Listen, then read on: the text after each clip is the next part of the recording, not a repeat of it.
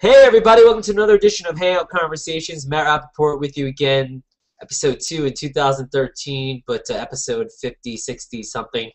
It's a pleasure to have you here on a Thursday night, 8:42 p.m. TBS time, right?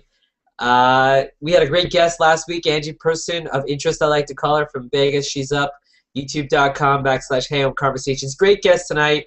Daniel Fontaine coming up, and hopefully a surprise or 5. We'll see. And then after the show, I'm going to try to do Conversations Plus. That's where you, the audience, can come in, interact with me, and we could chat and hang out and just chill out for as long or as short as possible, or as that you feel that community feeling. Communities are still what people are talking about, but I am not.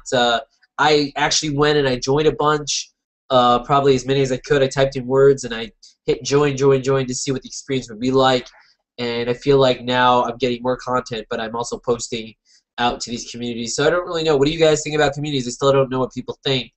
I know it's changed things here. But more importantly, the guest tonight I've actually met in real life. We hung out in real life in New York City this past summer for New York City Hurl Part 2. And great guy. He has a new cooking show called Eating 80/20. He does work in the automotive industry. He likes video gaming, jiu-jitsu, and Red Dragons. He is none other than Daniel Fontaine. Welcome to Hangout Conversations. Hey, thank you. Red Dragons. Red Dragons, wicked. Wicked. So Daniel Fontaine, man, I met you in a hangout probably way a long time ago. You were enjoying whatever your favorite beverage is, which you might be doing right now. Hey, And, no. Not you. And you seem like a chill dude. And, you know, when you got a beer in hand and you're just hanging out, I mean, I felt comfortable right away, man. Maybe too comfortable. Yeah, hey, we were just kind of talking about that a little bit. Likewise, I think a lot of the stuff that has happened here over the last year and a half plus for me, here on Google Plus has kind of translated to some other opening up in other spaces. I do work in the auto industry, into dealership level. Like I said, I work for a dealer group in Eastern Massachusetts. We have like 14 stores, and a lot of people who are in my role do a lot of networking, branding, LinkedIn, Twitter, Facebook, etc. And until I found this place, completely thumbed my nose at it. So it kind of opened up my eyes to the potential of meeting What made people. you decide you wanted to check it out? What was it about Google Plus? Ironically, I had taken a webinar from somebody who's an industry thought leader within automotive dealership consulting. He was just basically saying, he was mostly talking about the benefit of the +1 being equivalent to like Facebook's like, but he basically said if you're not on, if you think you're on the leading edge and you don't get yourself an invite to this while it's in beta or whatever, you're not going to have the leg up. And that was like July, I guess 2011. July 2011. And I was on vacation. Well, yes, taking a webinar for work while on vacation. But I got back from that and hit any site that I could find. And there's a lot of automotive social sites, kind of little niche sites or whatnot. And I was just like, hey, I'm looking for an invite. And Damon Decker actually was kind enough, who I don't know and whatnot. I know Damon Decker. Yeah, it was kind enough to all of a sudden I got the invite in my inbox and it was from him. And I was like, all right. And I floundered. I spent 6 weeks, maybe four to 6 weeks, just kind of circling automotive people. But you hung out right away? No. Oh, no. It was about that 5 or 6 week mark. A little ticker came by and it says, Grant Cardone has invited you to hang out. And I'm like, oh, this has got to be some sort of mistake. And I look and it says public and I'm like, all right. And I joined and I muted and I just sat there like a house mouse, all quiet, and listened to him do his thing. And he was talking to a bunch of people that he was familiar with. And there was one person there who was kind of engaging the dialogue, but not like just like listening, like a captive audience, like the balance of the room, and that was Robert Anderson. And I clicked on his profile and saw he was in New England, and I created my New England circle. And truthfully, for the longest time, he was the only person in it. But he was hanging out a few days later, and I joined that one and tried to be a house mouse, but he didn't let me be a house mouse, and I fell in love that night, and I've been here since. Not with Robert, but with Hank. No, and Robert Anderson also, he's up there in he's in Mass or Rhode Island maybe. Yeah, he was in the Rhode Island area Rhode Island. at the time. Yeah. Yeah, good guy. And in fact, I just shared, speaking of communities, I just shared our live feed to a Hangouts on Air community to see what that would do, just for the heck of it, while we're live. But yeah, Robert Anderson's a good guy, and he seems to have a lot of opinions. Of course, everyone does about Google Plus and about social. But so you circled all these automotive people, and did you interact with any of these automotive people, or not really? Because again, I really thumbed my nose, Matt. I didn't not just do it. I kind of like. You thought it was a waste. I resented it. I didn't understand it. I didn't see the benefit of it. Even in their dealerships, I kind of was like. Now that's for Google Plus or all social media? Before Google Plus, I just really didn't appreciate or value, even at a personal level. I thought it was a very narcissistic mechanism. I just, a lot of the stuff I saw was like, whackity whack whack, come in today because I've lost my mind and I'm giving cars away, which is good, but you can't do that. You can't do that. That's kind of awesome. You can't do that all the time, and. Right. I misunderstood it, and this showed me the rules of engagement, pun intended or non-intended or whatever. Yeah, big term is not here. And I I kind of started to meet people. I met people such as yourself, other people, and again, this thing here, this video thing, compared to video game forums that I've been a participant in, other. Just VW Vortex. It's a VW fan site, whatnot.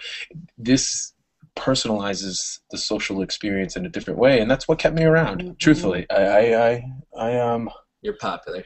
No, and not just because of your phone buzzing. But yeah. No, it was actually my wife making sure get the kids sleeping. No. She was making sure I invited my parents to my daughter's birthday party, which I didn't do. Shame on me. So yeah, in that time, I mean, I've had opportunities and done things that I don't think I'm coming down to New York. I went Google Plus kind of gets you out of your shell a little bit more. Do a little bit in terms of social. Yeah, I mean, I get out of my shell in IRL pretty well.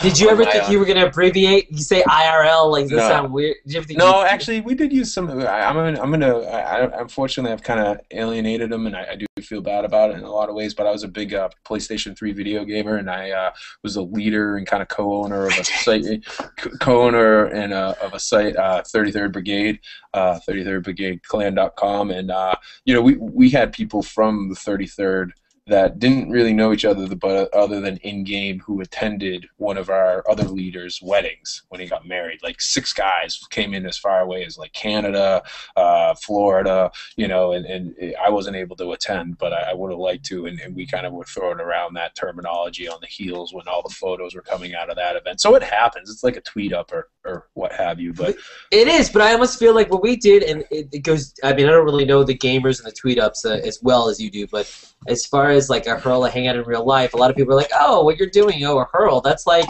a tweet. They would downplay it, but I would feel like we spent so many hours hanging out and interacting that something like a New York City hurl, something like getting together like that, really is what it is for the win. It's really awesome. Well, it's an event. It's not just like an evening. Well, I mean, sometimes it is, but like those things are like, well, to your credit and whatnot, it's like a weekend, or sometimes longer, and I think that's kind of a distinguishing factor. And I mean, the New York 2 one was the first one that I'd done. It was the first photo walk I had ever done. I had a blast. I don't know this year how many opportunities, if anything like that, happens on the Eastern Seaboard or anything like that, I'd be able to go, being in the new house and all. But we have a house party in Boston. Yeah, well, hey, I actually said when I got to join in.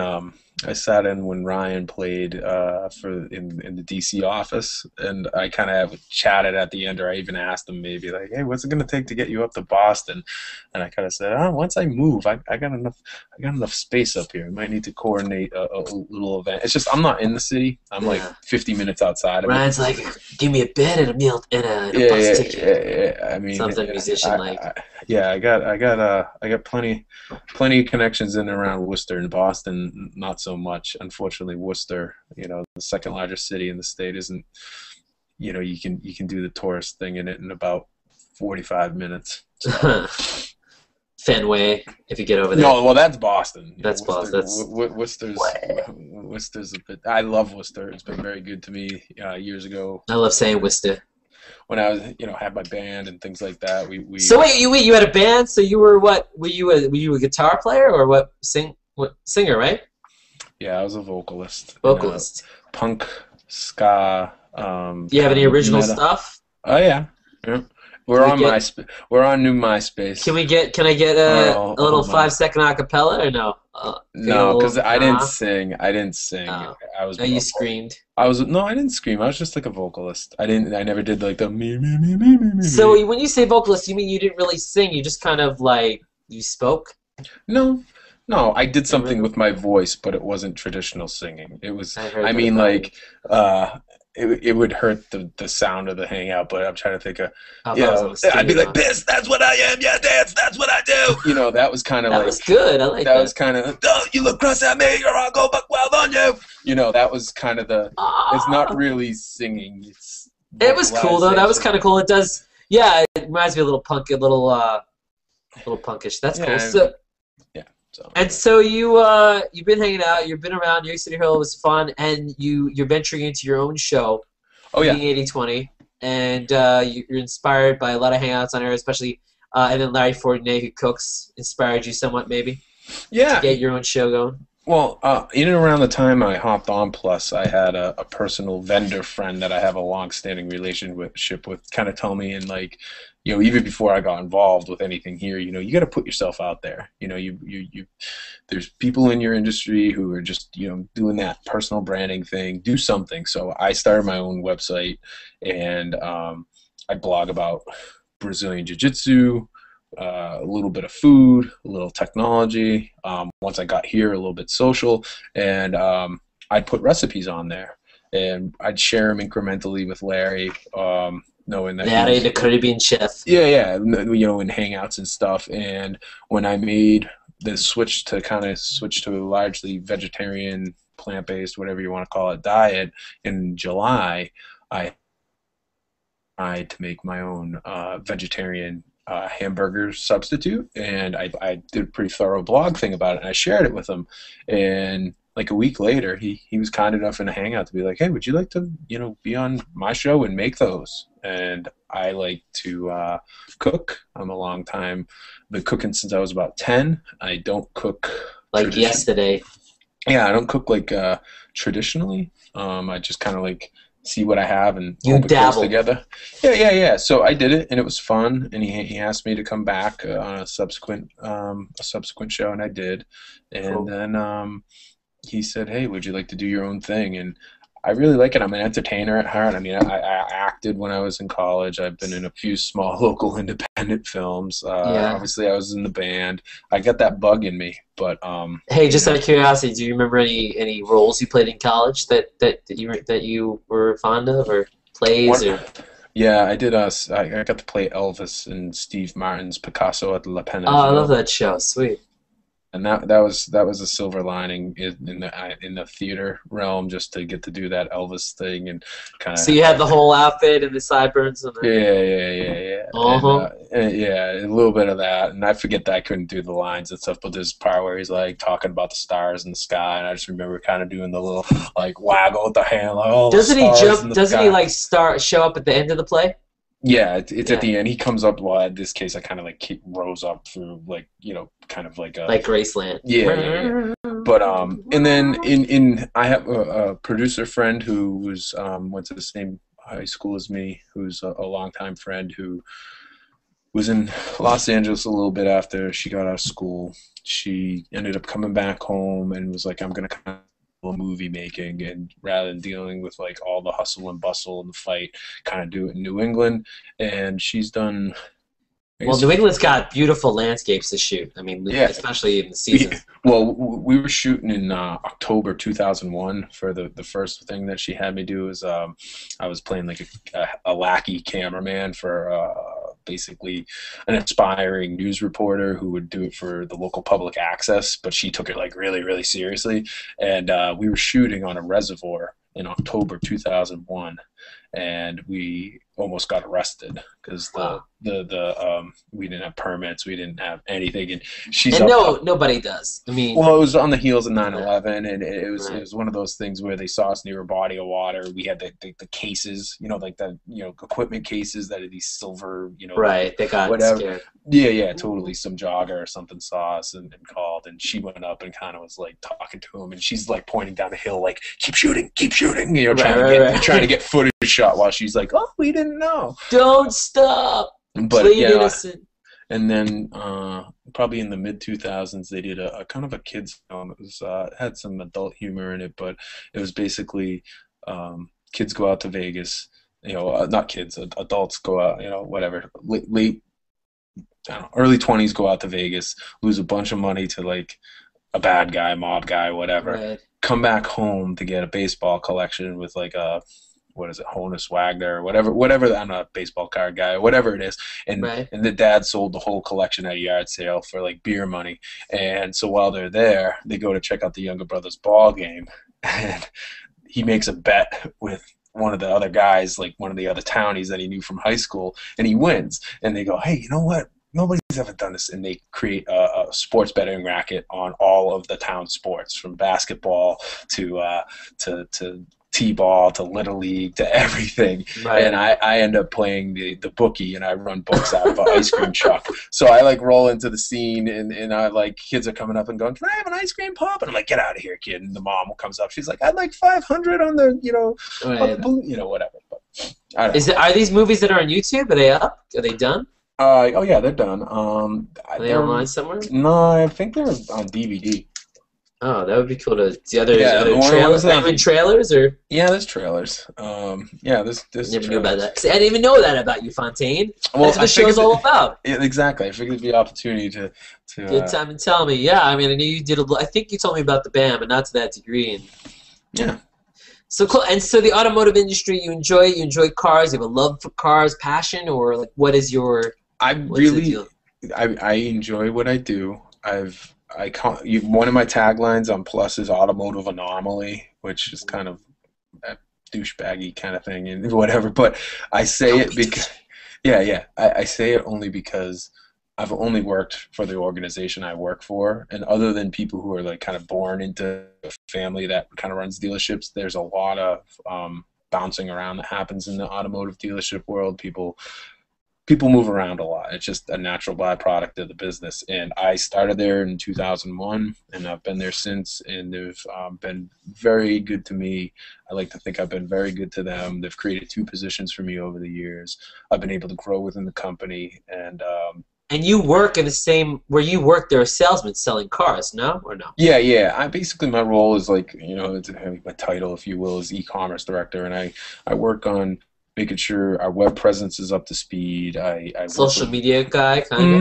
No, because partly no, not as much as I should. Partly because I thought. Because when you say the words web presence, to me that's a website and a Twitter and a Facebook and a plus and a. No, it is. Right. But unfortunately, right now we're finally getting a strategy together on that front. To run social for even a single dealership's a part-time job, and the people that we have working our prospecting process, they're doing a lot as it is. They're handling the merchandising, they're answering leads, they're making phone calls, they're taking phone calls. So if you're going to do it right, you can't just say, oh, and hey, by the way, do this. So we're putting a strategy together on that front. But no, it's more like vetting businesses, the solicitations, the cold calls that come in. They're like, hey, guess what? I'm in California and I got this new product that guarantees you page 1 results. If you're not on this, you must be a jackhole. You sound, wait, you sound a little like, speaking of Peter McDermott, you sound a little like Peter McDermott. I don't know.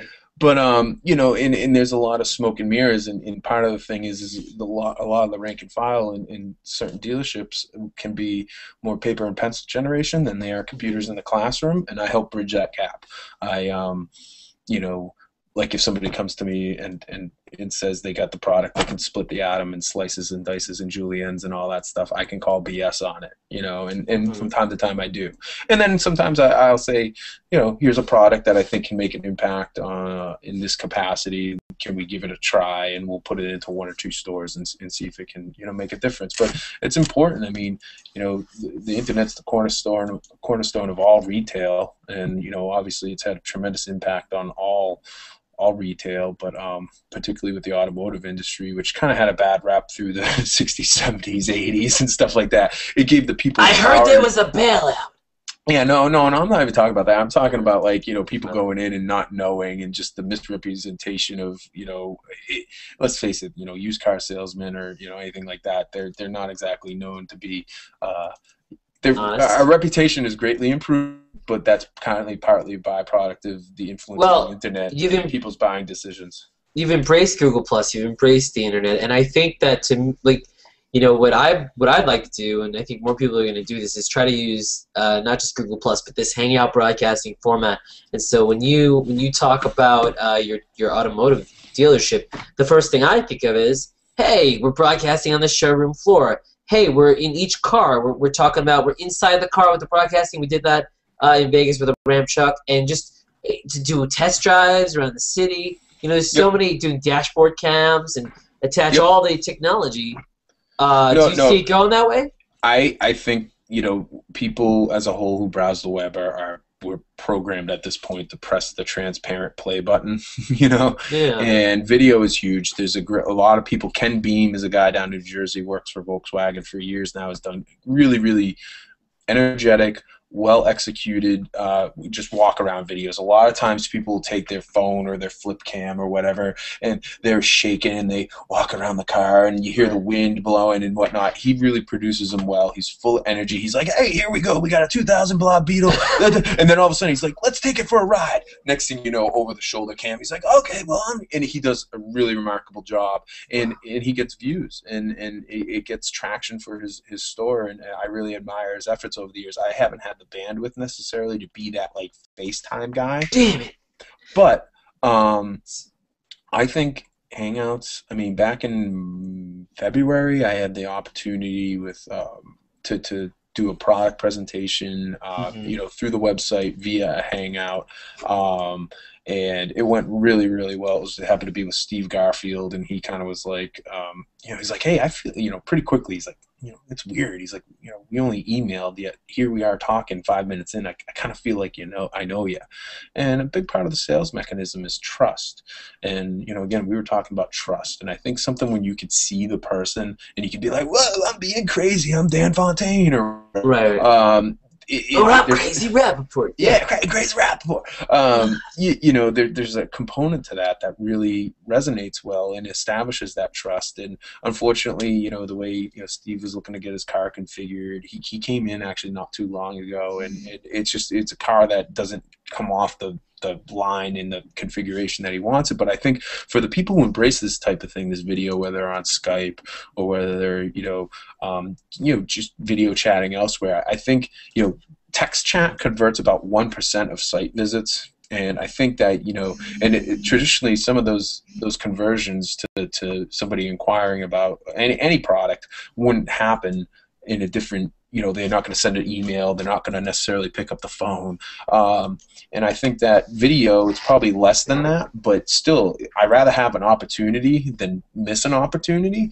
And I have some stuff coming up in March that we're going to be doing in some of our dealerships using Hangouts on Air and stuff like that. We were supposed to actually do it this past week, but we had some scheduling conflicts and things along that line. So I have a Subaru point that we're going to be doing something. I don't know that's the date cool. off the top of my head, but yeah, we're gonna do some stuff with you know, kind of like HD is the way to go. Definitely, is you have to make sure it's HD no matter what. Because we had this thing in Vegas where we filmed some of it with the HD webcam, and then we actually had a camera that wasn't HD that the guy we thought would be better, but it didn't look as good. It was blurry. So HD definitely, and if you could have one of the, like an attachment mic, like a Shure mic, like one of those things. Yeah. Yeah, when you're walking around, that is better. Unless you have body mics. I've never used body mics for the I don't know if they'll even work with the Hangout. But yeah, I've been looking into that because I kind of almost wanted it for eating 80/20. You know what I mean? Like, but we'll see. A lot of this is trial and error and live and learn, and that certainly would be a component of it. But yeah, I think it has the impact to make potential. I mean, I talked to some of the people that I met along the way when I went out to Mountain View as part of a different automotive digital summit that just happened to be hosted there from a number of different sponsors. So when you say Mountain View, you went to Google headquarters? Yes, okay. For just to be clear. Yeah, for a conference. It was, for a conference that happened to be hosted there. I'd never have done one of those things. I've never gone to any of these digital summits that occur that cater to, e-commerce people who do what I do within automotive. I saw that one was going on. I kind of went to my boss and said, hey, I haven't really asked to go any one of these. I think this one will be a little bit unique, and I wouldn't mind getting out and seeing the Googleplex and all that stuff. And he knew I was doing a lot here, so he said, sure, fair enough. But I said, I think, if they could find a way to use this as almost like a little bit of a more native call to action, where, almost having like a chat bar, like the little girl is like, got a question? Let's chat. Something along that line. I wouldn't be surprised if that's in the hopper somewhere and somebody's tinkering away in the background with their 20% time or whatever you want to call it. Oh yeah. I mean, that's definitely something that would be cool. Like right now, just being in the Hangout, if there was something that I was able to see without looking at having to look at plus or something, and it pops up in the Hangout saying question, and it pops up automatically without doing any of that. Like I'm thinking about, if I could put an agent in a Hangout when she starts her day, like a customer service consultant. But I thought about that too at the beginning of the Hangouts, and I thought, I thought every company would have an agent and people can talk to them, but then that costs money. But I don't know. We have them. We just need the means to get it connected, and right now. Like I said, I'd love to have it to where if it, you almost like you do when you do an event and you put the URL in and it goes to make thing where you put that URL in and the widget goes live and you take the URL and the widget goes away. I don't know, who knows, but things like that I think would be really, really helpful to help retail e-commerce sites embrace it. So, but it's. So you have other hobbies besides automotive. So you are jiu-jitsu. How'd you get into jiu-jitsu, and what's the deal with that? I didn't want my 36 waist pants. That's the bottom line? I thought that's also why you don't eat meat anymore, right? No, that was because I just needed to feel better. My stomach and the way I handle stress. Okay, so this Red Dragons. Everybody who I hang out with, if I've had enough beers, I say, Red Dragons. That comes from a radio program. It's actually a clothing company line from Vancouver, and they that's the Red Dragons logo. It's got a little swirly thing around it. But so Jason Ellis, who's a former professional vert skateboarder, has a radio program on Sirius, and I listen to it. Don't judge. And, are you serious? And so he for a while was bringing in a life coach, a guy named Devlin Steele, and he'd bring him in Jason out with his life. And Jason's done, since getting out of skateboarding, he's built his own radio show. He's got into jiu-jitsu. He's got one professional MMA fight, one professional boxing fight. He won them both. He's kind of like jack of all. He really kind of commits to the things that he wants to do. But he's also does he have groupies like you though? Or? No. He's a complete and total mess as he'd as a person. Yeah, I think he'd be the first to admit that. So anyway, one day he was he had Devlin Steele on, and he was talking to a caller who called in who sounded not in the vocal tone, but with what he was saying, it sounded just like me. Hey Jason, listen, I'm trying to get in shape. I'm not a gym guy. I'm probably about 20 pounds overweight. I got a couple kids. I got a good job. I got a great wife, and I don't really have room for a home gym, but I need to be in shape. And what do I recommend? And Jason goes, you live near water? Why don't you surf?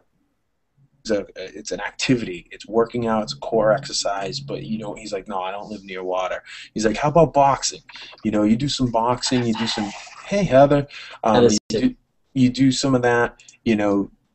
you're going to burn calories, you're going to get core workout. He's like, no, I don't want to get hit. My wife would be nervous about that. He goes, well, try jiu-jitsu then, man. There's no striking in jiu-jitsu. It's grappling. It's like wrestling.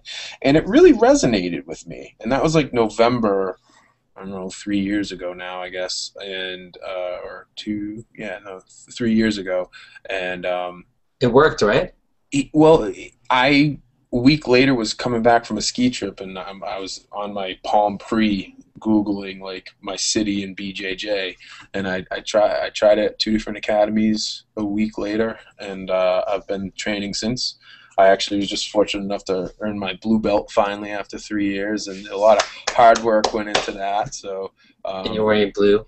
What level is blue? Like what level is middle? You get a white belt for walking through the door, you know what I mean? So, white belt is a belt, but anybody can have one. Blue belt is like kind of like your first earned belt. It goes with most disciplines of BJJ. It goes white, blue, purple, brown, black, and for most people, it's about 12 years to black, unless you're Ed O'Neill.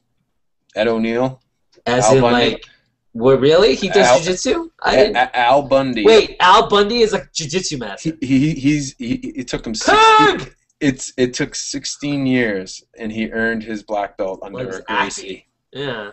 So, but yeah, and it keeps me in my 34 waist pants, and keeps me fit. My son does it. He's been training now like a year and a half. It's been a while. Wow, yeah. 34. I would love to get down there. Heather Fay's here. She's screaming at somebody. Hey, Heather, welcome to the Conversations of the Hang. She's been on the show a few times, once or twice. I can't hear her. Maybe she's muted. But no, can't hear you. And Heather was at the New York City Herald too. So part 1 and part 2, and you guys. That's the first time you guys met, right? At the New York Google office. I didn't make. You were not there yet. I didn't you didn't get down that day. There we go. No. Can you hear me? Yeah, so I can hear you. Yep. All right. Hi, guys. Hey, I didn't even realize you two didn't. So you two were both there, but you didn't meet. Oh, that sucks. Yeah, I couldn't get out early enough to get down there Friday. Yeah, we haven't met, unfortunately. But I'm sorry, my son's playing. We're up way too late. We've had a late night. That's fine. Your son is gonna be a musician like his mama. Yeah, hope so. Well. You could be. Oh, that's what you'll be. You'll wait like 15 years. You'll be his roadie, and he'll be like king of the castle. He'll be buying Mama a new house. He'll buy exactly. You'll be like exactly. I'll take it, man. I'm ready to retire. Oh, that didn't sound good. Well, so no, thanks for being here, Heather. You feel Heather's been you're under the weather a little bit, or? Yeah, I'm sorry. I would love to sing a song, but it wouldn't sound very good. So. It's fine. I'll come back and serenade you, Rappa. Well, that's all right. Sure. Oh no, it's a guitar. I'm joking. This is like a hang on the wall. Does I liked it because it looked like Paul McCartney's bass. It does. And I got it in a pawn shop in Savannah, Georgia. Well, tell us that story. How do you get a guitar in Georgia? Where does that come from? That was actually my first guitar. I was visiting a friend. He went to Savannah College Art and Design. It was 1993, maybe 94, and I'd taken a week off from working in a warehouse where I did inventory control. And while I was just seeing the sights, we went to a pawn shop. And I'm not even a tremendous Beatles fan. I mean, I enjoy and appreciate them, but I'm not like. But I saw it, and it was like, I don't know. I think it was $85 or something. You're like, I gotta have it. Yeah, and it's like, and it wasn't tuned. It didn't feel like it could be tuned. My dad played, and I knew enough to do like the boom, boom, boom, boom, boom, boom, or whatever. And I could do like the do, re, mi, fa, sol, la, ti, do. But that was about the extent of what I knew to do with a guitar. And I did it. It was like, and I still bought it, and it's pretty much just been like a hang on the wall type piece since I got it. So you never really, I mean, because you're in the band, but you never really got into the guitar? I can play. This is the thing. The gentleman who played in my band was really, really talented. He played a long, long time. He could hear everything. Like when we decided we wanted to do a cover of Only the Good Die Young, he's like, all right, play that. And he's like, and he's like, I'll play it again. And next thing you know, he's playing the whole thing beginning to end, listening to it like 3 or 4 times. So I always say, like, I kind of hold myself to that kind of standard, and I go, I can't play. But if I went and picked up this other guitar, you'd be like, no, you can kind of play. I'm like the opposite of that. I'm like, I can't play anything you know. But if you saw me, you'd be like, well, you're definitely playing that instrument. But I have a trombone over here. I play trombone in my band. There's so many things I'm learning about cool. Dan Fontaine. Yeah, he was in a band. He plays guitar. Yeah. So that? I didn't know that he acted a little bit. He does everything. Here's my old beat-up trombone case from when I was in Special 79. Nice. Can I get a picture of that? Yeah. Let's see that, baby. Look at that. Right here. I don't know. I would never know that there was a trombone in there. I'm sorry. Yeah, no. Yeah, here, I'll take it out. But, and then I got to run now. I could probably pop back, but I got that. This thing is beat. And you're looking at Daniel Fontaine's new house. You just moved? I'm looking at a ceiling. Yeah, I just moved. Yeah. You're in Boston, right? Yep. Worcester. Yay. Actually. I went to BU, so I lived in Boston nice. for a while. But yeah, this look at that thing. A show back in the day. Can you play something you don't compose, right? No. I did I followed with the. Can you play one note on that thing? No. Oh, the kid's sleeping. Okay, yeah. Kid's sleeping. I love it. I'm in the hangout with two parents. Look at that. That's awesome. Yeah, and one has his kids in bed and one does not. Which one of these is failing is in tonight? trouble? Aww. Hey, it's all. Heather, now, and there's a guitar. Heather, you're like drooling over a guitar lately. I've seen some pictures lately, right? Oh yeah, that guitar, man. If I won the lottery, it's like I've seen it anywhere from like $4,000 to $6,000. So. How many guitars do you own total? Like 4, 3? I traded 3 in to get my Martin, but one of them I had an old I had a Tacoma, which not many people have heard of, and it had a little hairline crack, and they took it anyway. And then I had a Taylor that I traded in, and another lower end Taylor and traded. So right now I only have that I actually play 2 that I should be playing. We have 4 total. So that's cool. Well, so hopefully you'll get this. It's a Taylor, the one you want? No, it's a Gibson, old vintage Gibson. Have you tried contacting the company or? No, I mean they don't. I don't even know. I've seen them online, on eBay and stuff. Karen Elson plays one. She's Jack White's soon-to-be ex-wife or ex-wife. She's she plays one, and Seth Avett has one. Is she? So does she count as one of the stripes? No. Oh, she's not a stripe. Okay. No, she's not a stripe. I have a story about a Gibson guitar. Yeah, oh, yeah? Bring it. So my dad has an old Gibson that is probably about as old as I am, maybe a little younger. And again, he's played, he's kind of like me. He played a bunch of stuff, but not like anything like whatever. And it had, he used to have this amp. Run. I found this in the movie. But anyway, he played with this, and this had like one of the clips. Actually, maybe I have. Yeah, I do. Okay, so this would be how you get the pickup in there. You have the most props out of any guest that I've ever. I know. Check them out. So this is how you get the pickup in there.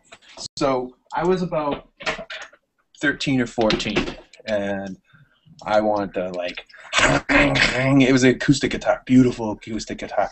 I put that thing in. I get it in. You got to slide it behind the strings. It's not easy to get in, and it's got a lot of tension.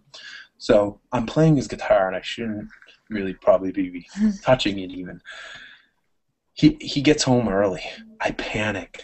It's like Ferris Bueller with the car. Yeah. I'm trying to pull that thing out, and I yank it, and it takes a chip like it makes a sound longer than a quarter-inch out of the blowhole or whatever the hell that thing's called, and he still hasn't let me. Anytime where he's playing it, he's like, yeah, in a fun way. I mean, but he's like, yeah, this thing would be worth a lot more if it didn't have that chip right there. Yeah. But you didn't. So he just said you didn't get like more trouble than that? No. I got it all hidden. I got it back. I owned up to it. I ended up owning up to it. Oh, okay. I don't know how it worked in your family back in the day. I don't really, because he could have. I don't. You made it sound like he was the kind of dad that would be. Okay. Awesome. Good to know. So Daniel Fontaine. You gotta go soon, right? Oh, ready? Is that the other hangout? That's the other hangout. Okay. That's the other show. Oh, so I know you gotta go soon. What other show do you have to be on? He's gonna be on a Social Cheese. It's his first episode. I'm joining some other people, wrapping up on conversations. All right, we'll wrap up. No, I'm busy typing schedule.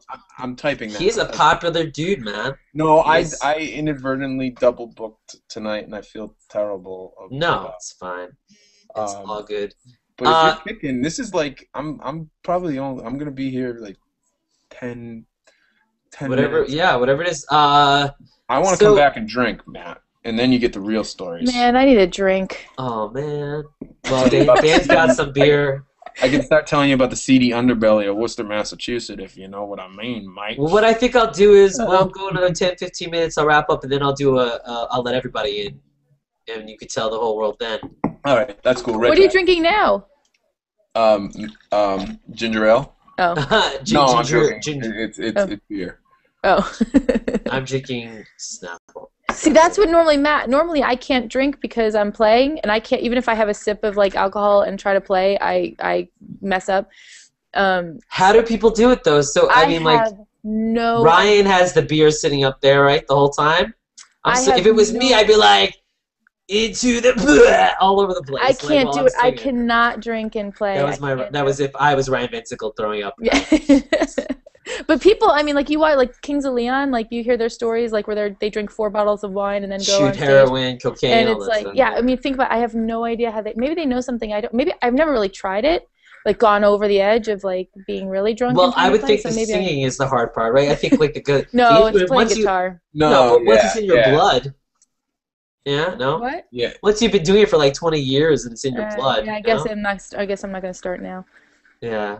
No, don't start doing any of that stuff. Plus, the whole having kids thing does and drinking too much. Not encouraging. Yeah. Hey, what are you trying to say? Do what you gotta do, man. Drink your coffee. Beer. I used to drink when I did the vocals thing. I'd definitely have a couple beers. It relaxes you a little bit, right? If I just sang, I think it would definitely. But it's the playing guitar thing that gets hard when you've had too many drinks. Oh man, hold on. I just realized. I just looked up. I mean, when you move, you'll unearth things that you haven't seen in a long time. I actually realized that I have. I'm pretty sure I have one of my old school black and white headshots here. What? Oh yeah, your acting days. Everybody was an actor. Even Heather was kind of an actor. Oh, look at that! Holy cow! Look at that dude. That's a handsome guy right there. I know what happened. No wonder you played Elvis. No, stop it. Well. And then I think, if I'm not mistaken, I even had a headshot. I know. That's what I said. Mine's around here somewhere. I don't know. Hold on here. Oh, I must have been moved somewhere else. Oh, hold on. That's awesome. We're here on Hangout Conversations with Dan Fontaine. A lot of talents, this guy has. A lot of talents. Jack of all, master of some. What some? I don't know. Oh, I don't have the sound effects up for a rim shot, but I was going to take a picture of us, but I'm not going to. Do it, picture! Oh, you can take a picture of the phone? I was going to take a picture of it, but they never come out very good. Yeah, that's the way to do it, from back. Oh, Matt, you're going to love this, maybe, in light of the earlier conversation. You wanted to see me as a... That's from when I was in... Elvis? Yeah, Picasso at the Le Pen. Oh my God, how old are you in that picture? 22? 3? Probably. Who is that? I can't see. That's him.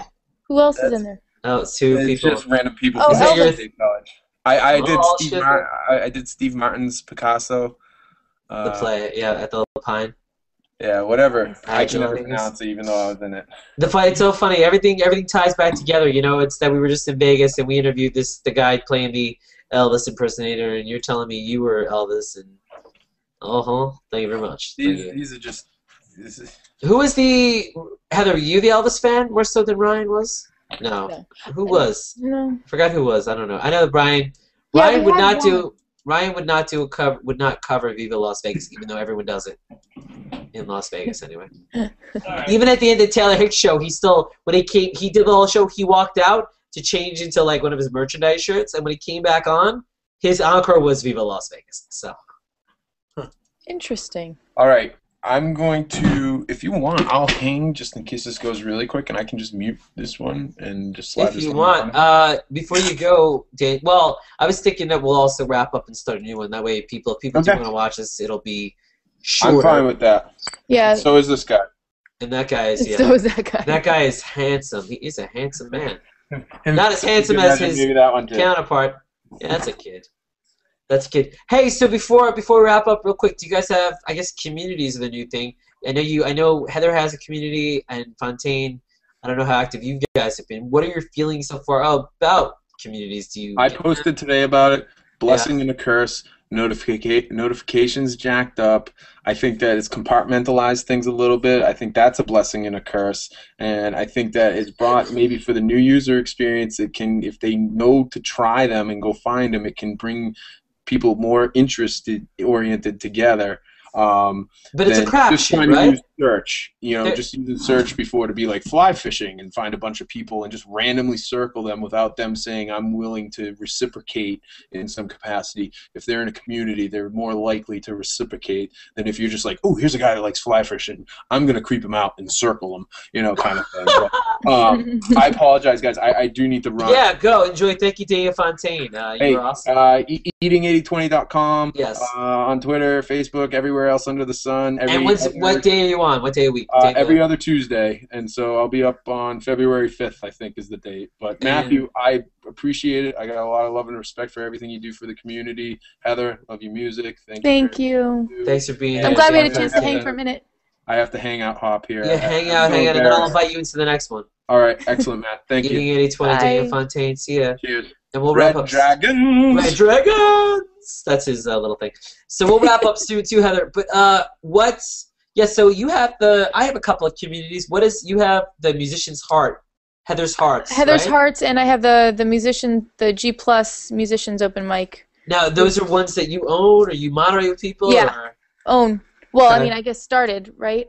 Right, So, started, yeah. although they make it says owned by. I mean, which does- makes me wonder, it says that, which makes me wonder if a community is owned by you, does that mean there's, that to me, if I own something, that's there's like some kind of, I guess, value, but almost monetary.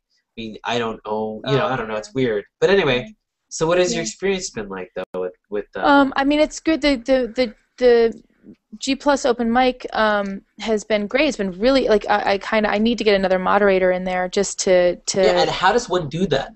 I don't even get it. I guess just put it out there. For the Heather's Hearts, I asked a friend, I asked if anyone would be interested, and Gordon Baldwin, who's awesome, volunteered to kind of, because it's kind of weird when you have your own page about you and you're kind of, I don't know, it seems kind of silly. It's because it's more like, I want other people to be able to kind of, talk about stuff, and it doesn't have to be just me, it can be like whatever, like, But you're not alone. There are some other people that have communities like that, and me and Jane started one, but I don't understand. I understand a place to talk about things. I mean, I don't know. I'm still trying to figure it all out. But you know what? Because, excuse me, to cough.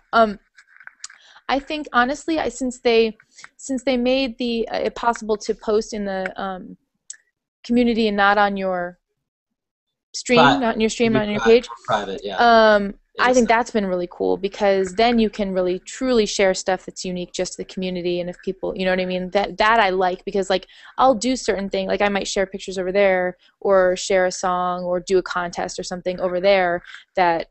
But is your community public? Well, it is, but you won't get notifications about it unless you're part. You won't know what's going on over there. But so if I go into your community and I reshare something in the community to my audience, everybody sees it whether they're in that community or not, right? True.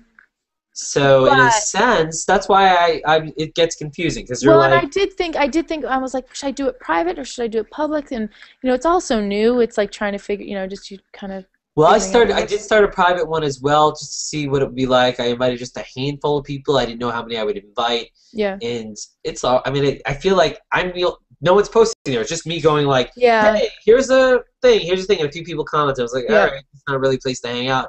There's just you try to figure out what the uses are for the communities, and I get that when communities first came out, there's all these different.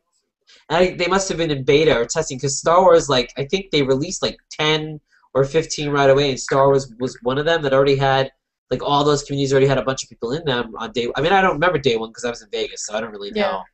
So, I mean, what do you think? no, I mean, again, when they first came out, when we were in Vegas, they were busy, and I saw them, and my first inclination was, it seems like a cool idea. It seems like something that probably could have been here earlier, but for the most part, I was like, well, there was something weird about it because I was like, everything that a community does, I could already do. So that's why I was confused. I'm like, I could already share with people that I could find. See, like so when you post in a community, but then I'm all broken up here. But then after I played around with communities more, I realized that if I share a Star Wars post to a Star Wars community, which happens to have 60,000 people in it or whatever, those 60,000+ people, because it's there and they can see it, they enjoy Star Wars, but there's plenty of other people that do that might not necessarily be in that community. But for some reason, when I post a Star Wars post to, say, now Star Wars Tuesday's big, and we like Star Wars posts, but when I post a Star Wars post to the Star Wars community, the amount of interaction I get on it is like 50 times any post I make normally, whether it's regular, whether I make a Star Wars post or I make like the best animated GIF. Either it doesn't matter what I put out there. None of them have gotten the interaction that these Star Wars community posts have gotten, and I wonder what that attributes to. Do you post just in the community, or do you do it on your page as well? So I've been double post. Do you double dip? Yeah. Well, what I've been doing is I'll make one post to my stream, and then I reshare that post to the community.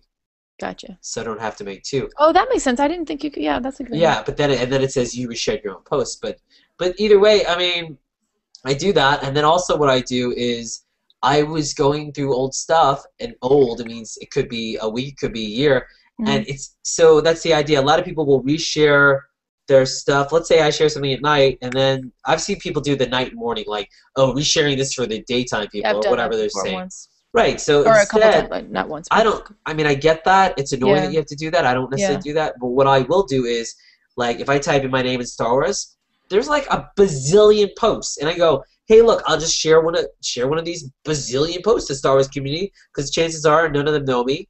Chances are none of them see my a chunk of them haven't seen my content. So instead of making a brand new post, I mean, you can do that, and maybe but I think it's more about the content itself. So I've already put in so much time making content about stuff that, to me, I don't mind making new content for communities, depending on what it is, but I feel like I'm just used to making new content in my stream, and so these other communities, there's so much content, and all these shows right now, so many Hangouts on Air that are just, like, I do new ones, like we're doing now, but there's so many of them out there, I mean, that people haven't seen, and so I'll reshare one to a community or to something, and people are like, oh, cool, or da-da-da-da, it's like, it kind of, it's cool, but it's also sucky that it's like, there's not a real great way to be like, all right, here is a post, everyone see it and interact with it, and I don't really know what the best way to do. I would ideally like to post to a community, to multiple communities, and to my profile at the same time. I would like the option to do that, and people might see that as spammy. Well, no, I see that but I feel like if people are taking advantage of that, and there are moderators that don't like it, then they could warn them or ban them. But I feel like ideally that would be the I agree with that. It would be nice to be able to do, or like you could like being able to post your community, and then like that handful of people, you know what I mean? Like if you have a small circle, you don't necessarily do it public on your stream, but if they're, you know what I mean? Like being able to pick and choose a little bit more broadly would be nice.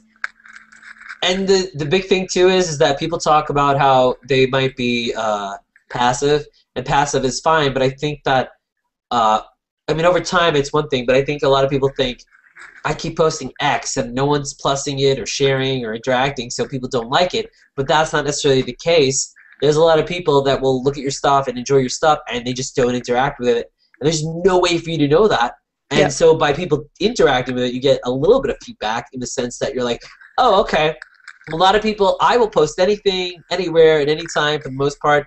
But there are a lot of people that are like, oh, I don't know if I should post this or that to here or to who and how. And a lot of people confused about that. And a lot of people might be like, I would love to share this and that, but then it messes up what I'm doing. I don't know. I feel like the stream should be, you should share into your stream everything that you enjoy, no matter what, no matter how often, just do it. I mean, if you want people, that's the way I feel about social media is a place for people to get to a feeling of you. And so if you are constantly posting just what you're doing, your work, your whatever, your blog entries, why do I need to see your social media stuff? Why wouldn't I just see your website or your blog? Why Google Plus should be different than that? That's what I think. I mean, maybe I'm wrong. Yeah. I mean, I'm guilty of that. I have, I share, people's stuff, but I don't, I kind of use my stream as I don't have a blog. I don't really pay much attention to it. I have so little time in the day that I want to, you know what I mean? Like that I do post, I kind of use my Google Plus as kind of a blog. Right. Which for makes me, sense. I do. And it just, so, it would almost be nice to have two separate ones, one that I kind of want to keep a little bit more, personal music and my kids and what's going on in my life, and then maybe another one where it's all about, so other interests. I don't know. It's weird. It's a weird balance. It sounds to me like you would like on your profile, the ability to have tabs where this tab is like, these are that would be personal, cool. A personal post, yeah. And then a tab that's like everything else. You call like it everything sharing, else. like cool stuff that's happening. Yeah, or even shares. I mean, shares. Yeah, yeah, absolutely. You know so what? That's a great idea. Maybe that is what's missing. Maybe when you share something, it goes out to everybody, but when they go to your profile, it only appears under a share column. That would be seriously that for me. That would be awesome. And it just kind of came to me now, and I think like maybe do you think that more people would share? Well, and the other thing is, sorry, I have like a tickle in my throat. For me, it took me so much not to say something. I'm sorry. What? Stop it! You're dirty. I'm dirty. So I have to give them something dirty. They're like, are you drinking a beer? All this social. No, I wish it's just. I kind of want to. Half iced tea, half lemonade. Oh, I used to drink those like anyway. But anyway, you know what? Because here's the thing. Like, okay, so yes, because I do the music thing, and I do give out my Google Plus. I give it out more now than I do anything. You know what I mean? I do have my website, but it's like Google Plus and my website, very close together. So I kind of have in the back of my mind, well, if someone is coming just for a quick thing, like let's just say it's someone booking a show or someone who might want to consider, I do have that in the back of my mind. Well, I want to keep my initial stream kind of clean, kind of like an easy, quick, like, oh, if they don't have a lot of time and they want to see a couple posts kind of thing. So, but I also do want to share. So something like that would be like, that would solve any issue, because then you have. Well, so there you go. I basically, with that one sentence, I just solved Google Plus. You need to Google Plus. All you need to do is have tabs on your profile. Yep. Well, and then once there are tabs on your profile, like so, you don't have a problem sharing. Say you come across, I don't know, Hangout Conversations. Like, oh, I'm going to share Hangout Conversations, and it goes out to your audience. But when they come to your profile, it's sitting in a shares box, not on your personal. And that's just me personally, because I do want to, like, you know what I mean? I do want to, obviously, it's about sharing and about, word of mouth stuff. So, maybe that's it. Maybe that's see. I always wondered why some people share a lot and don't, the share thing or the interaction or whatever. And maybe that's it. Now, maybe Google doesn't want to do that because they're like, well, if it's in the share column, no one's going to go over there. But I disagree. A lot of people argue. And that's the other thing, though. Like, I miss a lot of stuff that people are sharing that I, want to see, because I don't have the time to go through everybody. You know what I mean? Like, nobody has. I mean, who has time to weed through and see what kind of cool things? Except if you go to what's hot, but then, that's not everyone. Questionable. That's not everyone you're Yeah, circling, exactly. though. That's not So, every cut. Yeah. right, and that's not so. Like, I'll miss stuff that I might have wanted to share myself because it gets buried in your stream. So if I could quickly go, like, let's say I know, like, I don't know, pick anyone, like Sean. Okay, Sean Cowan shares a lot of, like, the helping other stuff, right? So, like, if I could quickly go to his page and see what he's kind of, what's going on in his community, like, kind of what he has going on in his page and stuff, that would be a quick, easy thing. And then I can also see what's going on with his personal life, a little bit more, like, I just think that would be, for me, and then personally. being able to, in fact, not just have personal and shares, but maybe you could somehow create customizable tabs. I don't know how many they give just how you can do your circle. Category. Like, so let's say I want to go, I mean, they have the YouTube, like your YouTube thing, but let's say I want all my Hangouts on Air. You click on the Hangouts on Air tab, and they're just all the Hangouts on Air posts are listed there. Or even all your Hangouts. That's a great idea too. You could have Hangouts, shares, and stuff. Like your life, like a stream, whatever's or in your stream, yeah, whatever's there, whatever you personally write. Yep. Because there are exactly then even for just if somebody better get my resume. No, that's Matt. That's a really good, really, at least for me. I'm not. But that might work for everybody. But I think that's an incredible idea. Because if you do that, so because some people are using Google Plus. I mean, I don't know. I'm assuming there are other musicians and other artists and other people who do knitting or whatever their thing is that they want to do, and they primarily want to, like, share with people. Then, and there is that. Well, if someone new is circling me and they want to kind of get a quick idea of who I am and kind of what's going on in the last week, and you want to, that's when it becomes difficult with, or even just for posterity. If I want to use my kind of what's going on here, kind of as my own personal, like, oh, what did we do this year kind of thing, or whatever. If you see something really funny and you're like, you know what, that's really funny, I want to share that, but I don't necessarily think that I don't, like, want people to see that and go, like, oh my God, look at that, like, that, what does that mean? You might want, so that way if it goes into the share column, they might see it, but it's not going to be mixed in with your music stuff. Although there is still the ability, when you share something, it still has your name on it, but it goes out to everybody. But I don't really know. I don't. Well, and you can also have the tab where it's just everything, everything. So if you want to see everything, it's there. Or you can, and then tabulate. And we were talking. It's all the guitars. We were talking about tabs.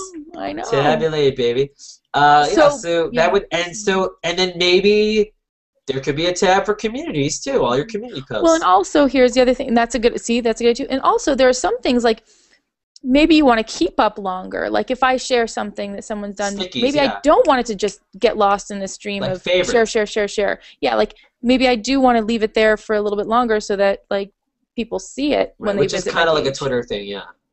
Yeah, so there's all that stuff when So how come you just solved Google Plus in 2 seconds? I mean, like, we can't be the first ones to think of all this. Maybe, I don't really know, but I know people. There have been people that have thought of keeping, like, something favorite or sticky, or having a tab for community stuff. But yeah, I mean, I think that that this idea of, see, to me, how does anybody know what's going on unless, like you said, if you haven't been there, like, I find myself direct notifying people more than I ever did before. I mean, I was doing a little bit at the beginning, and then I would tag people. And then I would kind of not do it.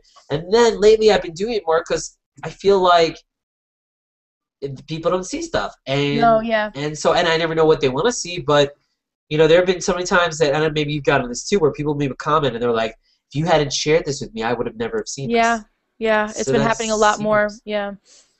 And so I wonder what the issue is with that. And also, that would be a reason to share stuff, because you're like, a lot of people go, oh, all this person does is share and it's spam.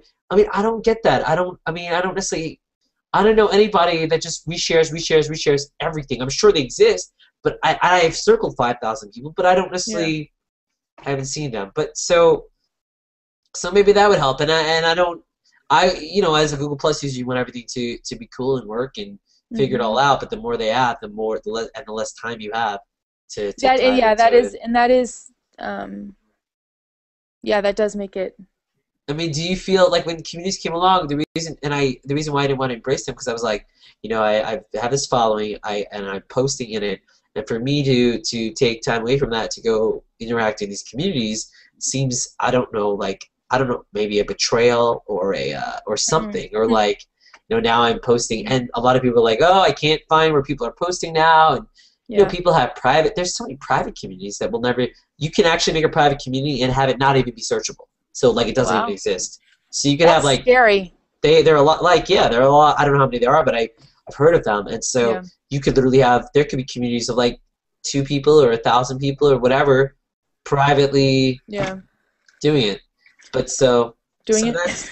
Yeah, who knows? Who knows what's the deal? Yeah. No. But so before let me wrap up. I'll bring everybody in, and we could just hang, and you could come back for a couple minutes or not. Yeah. Plug your website, and you're working on your studio album, right? You're still working on it? Working on the album. I just got the funding, which the campaign is still going until March 1st. So if pre-orders and perks are still available for anybody if they want them. And now, is the top prize they get a kiss from you for like $5,000 or what? Yeah, I'll put that on there. I'll get 0 takers on that. Aww, where? Maybe. Anyway, yeah, and yeah, I'm just working on that and figuring out the next step, because now that I can do the album, I'm just excited, big things, Cool. And so we're supposed to get a major snowstorm tomorrow night. So do you think, I don't know if it'll be here on Saturday, but you should try. I'm going to take some pictures and video if I can, but I think I don't know what your album's going to be. I know it was all like you against brick wall, but you should try, if you can, to take some pictures in the snow to use possibly professionally. Or maybe do a video. Or a video. But I'm saying like for a CD cover or something. Yeah. Well, these are all, I'm going to be asking people for their opinions on stuff. Like. Well, then I'll just give you mine, there. Yeah. No, it's a good idea. Are we supposed to get a big snowstorm? I heard they are saying it wasn't now. Is it not big now? Oh, I don't know. I'm just going by. I just see a big chunk of white over where we live, and that to me, I don't know. It just says snow. I don't know how many inches that means. I hope a lot. Well, it is the weekend, so yeah. Either way. I mean, it is the winter, and also we're coming upon almost the 1-year anniversary of our first New York City Herald. Right. It's about. I can't believe it's only been a year. It feels like forever. I want to say we're about 10 days. The 5th. Yeah. So, well, I did the whole thing, but. And my birthday's coming up. Your birthday, you're going to be 27, 8. Yeah. Again. About that. But yeah, so I don't know. Lots of things on the horizon. Lots of maybe I'm still waiting to write a song with Heather. Me and Heather and Ryan are gonna do a comedy album. Well, it's not really gonna be a comedy album. It's gonna be like these are like 10 songs, and this is like Heather and Ryan's version. This is Matt's version. Yeah, exactly. Of the B-sides. The Rappa B-sides. The Rappa. They're translated into the Rappa, the literal versions of the Rappa versions. All right, well, Heather Fay, thanks for joining me. And thanks for watching, everybody. I hope you feel better. We'll be back next week with somebody yet to be determined. I haven't gotten that far ahead of myself. Why should I? Why should I? Just live take it day by day. Day by day. You never know. Everyone's schedule changes. I don't know how that Canadian Billy Wilson gathers like 50 people. It's like, hey, guys, 50 of us are together today. I don't know how he does it. That's my plus the flu. You never know with the darn flu going around. I'm telling you. Flu. I don't know. I just I'm having fun. So join us next week probably. And that's the other thing about my show is that instead of it starting at a specific time, I like to start whenever I feel like it. So whenever. Howard Stern does that, right? He starts whenever. That's totally true. And I'll come sing for you again some other time when I won't sound like a. Well, I'm waiting now. As much as I like your original music, I don't know if this will ever happen, but the day that we can actually do covers in a Hang live, I don't think it'll ever happen. I was working on another cover today that I would love to do. I'll have to record it because we can't do the covers and. And then Rob Michael had a post about you're able to do one Beatle cover in Europe, like this year, but we have to wait till like 2064 to do it in the U.S. So we have to fly to Europe to go sing a Beatles song. That's crazy. Yeah, I don't know. Well, maybe because that's where the song was written in Europe, so I don't really know. I don't know. There's so many rules of songs, rules. Heather Fay, music. You follow her on Twitter. Follow her on Google+. Yeah, I have Twitter. Matt Rappaport, and we have the Section 10 Media that I started with Jane and Ellen. I had already started with my film. Then I just expanded. Said, we'll just be media, and that'll just be whatever we do, broadcast. And who knows? Maybe we'll come to your house, neighborhood / barn, and we'll play a little barn. A little barn. All right. Good night, everybody. We love you. Donate to Heather. What's the Kickstarter? It's Indiegogo Heather Fay Album Fund. Indiegogo Heather Fay Album Fund, and if you give her $5,000, she will kiss you. If you give her $6,000, I will kiss her while you kiss her. I will kiss you. I will kiss you while she kisses her. I don't know. You know what I'm saying. We'll do lunch.